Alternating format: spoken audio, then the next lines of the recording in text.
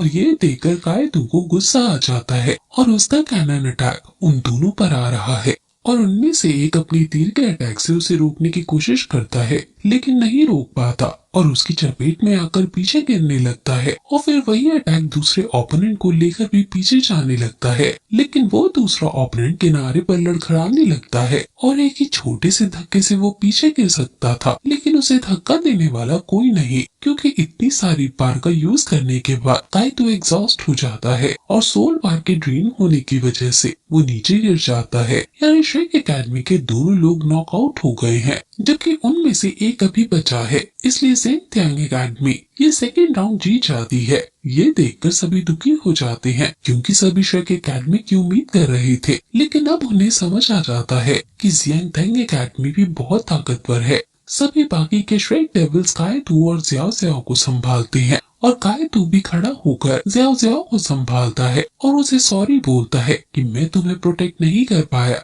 मुझे माफ कर दो। अब अगले मैच में टीचर्स वो वांग डोंग, यू हाओ और बीबी को भेजती है। ओपोनेंट टीम से भी 3 लोग आते हैं जिनका नाम सेंगवान कैन, यान और ये किंग है। वहीं जिंगलो एम्पायर का राजा अपने एक बहुत ही खास दोस्त को बुलाता है जो दोनों लेवल पर है, यानी जो ग्रैंड मास्टर है। राजा उसे यहाँ बैठाकर यू हाओ के बारे में, उसके बैकग्राउंड के बारे में पता लगाने को कहता है। वो वहाँ बैठकर अब यू हाओ को ऑब्जर्व करने लगता है। अब ओपोनेंट टीम के लोग पहले अटैक में ही उन पर भारी पड़ने लगते हैं और श्रेक डेविल्स को बहुत मुसीबतों का सामना करना पड़ता है लेकिन तभी यू हाओ सोल शॉक का यूज करता है और ओपोनेंट को 1 सेकंड के लिए फ्रीज कर देता है और इससे 1 सेकंड में बीबी होश में आकर उस पर हमला कर देता है लेकिन पीछे से ओपोनेंट लीडर बीबी पर अपने फूल से हमला करता है। बीबी उसकी चपेट में आने ही वाला होता है कि तभी यू हाओ सीक्रेट वेपन का यूज करके उसके फूल को नष्ट कर देता है।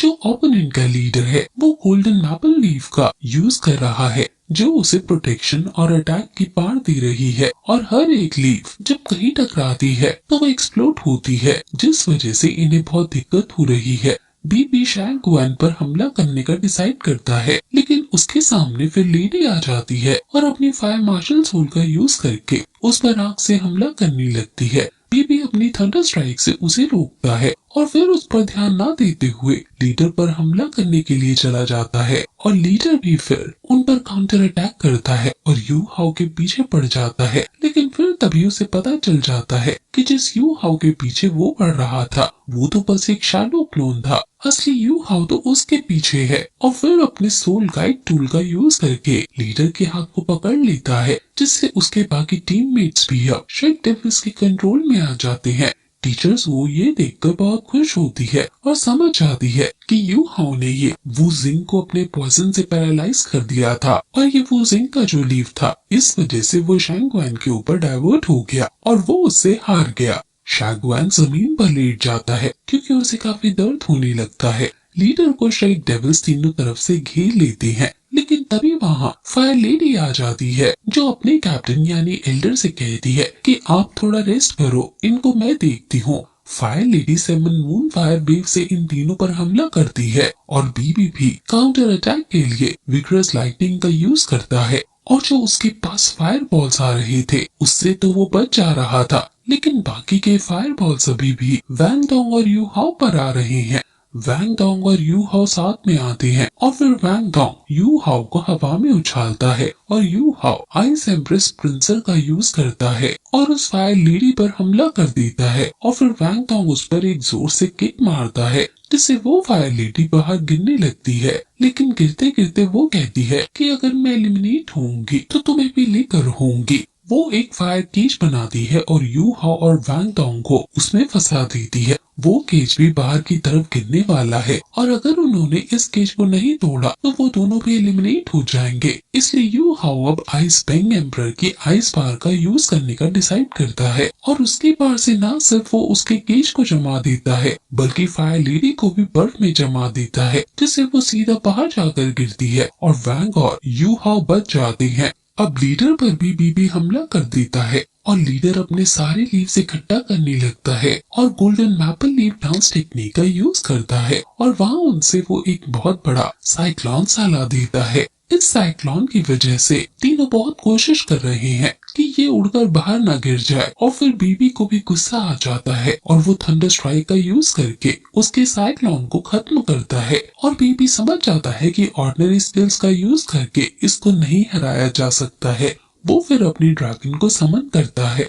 और गोल्डन सीक्रेट ड्रैगन को सब देखकर शॉक हो जाते हैं। वहाँ का राजा भी ये देखकर हैरान है, क्योंकि ब्लू लाइट ने टिरेनिकल ड्रैगन हालांकि अपने सुप्रीम लेवल की मार्शल सोल है, लेकिन 10,000 साल पहले जो 3 फाउंडिंग मेंबर्स थे श्रेक स्कूल के, जिनका नाम ग्रैंड मास्टर, डीन फ्रांडर और अर्लॉन्ग, वो तीनों जब अपनी पावर को मिलाते थे तो गोल्डन आयरन बनकर सीक्रेट ड्रैगन क्रिएट होता था। लेकिन बीबी अकेला ही सीक्रेट ड्रैगन को क्रिएट कर पा रहा है। इससे वो समझ जाते हैं कि बीबी कितना ज्यादा जीनियस है। वो उस ड्रैगन से सीधे लीडर पर हमला करता है और लीडर की सारी लीव्स भी तबाह हो जाती हैं, और फिर दोनों हेड ऑन बैटल के लिए जाते हैं और दोनों ही एक दूसरे को हराने के लिए भरपूर कोशिश करने लगते हैं। और फिर तभी वैंग डोंग और यू हाओ मिलकर गोल्डन रोड का यूज करते हैं और इस गोल्डन रोड से वो दोनों ही लोग जम जाते हैं। लेकिन क्योंकि वो लीडर बहुत ताकतवर है, इसलिए वो हील होने लगता है और उसकी गोल्डन रोड को तोड़ देता है।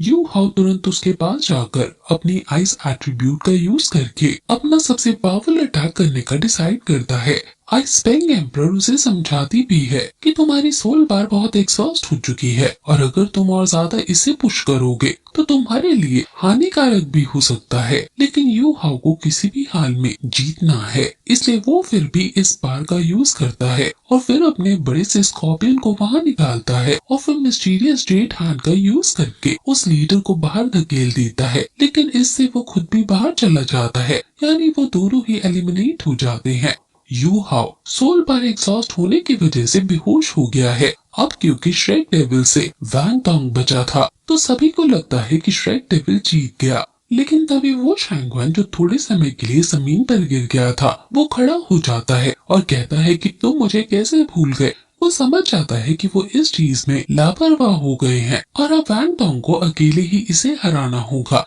वैंग डोंग की सोल बार भी बहुत ज्यादा एग्जॉस्ट हो गई थी और वो कोई सोल टेक्निक भी यूज नहीं कर सकता था। शैंगवान अपनी बेल से उसको प्रेशर देने लगता है और वैंग डोंग के मुंह से खून आने लगता है। लेकिन वो कहता है कि आखिर तुमसे किसने कहा कि मैं तुम्हें बिना सोल स्किल के नहीं हरा सकता। और फिर तभी उसके लेफ्ट हैंड से क्लियर स्काई सेट का हैमर निकालता है और इसको देखकर सभी की आंखें खुली की खुली रह जाती हैं, क्योंकि ये मार्शल सोल वेपन पूरी दुनिया की सबसे ताकतवर मार्शल सोल वेपन है। और इसको निकालते ही जो हवा क्रिएट होती है वो शैंगवान उस हवा से ही बहुत दूर जा गिरता है। शैंगवान भी बहुत ज्यादा डरने लगता है और वैंग डोंग उस हैमर को खिसकाकर उसके पास जाने लगता है और फिर उस हैमर से शैंगवान पर हमला कर देता है और फिर वॉर सोल हैमर की टेक्निक का यूज करके शैंगवान पर अटैक कर देता है और कहता है कि इस हैमर का नाम हाउ ध्यान हैमर है। और फिर यही एपिसोड खत्म हो जाता है।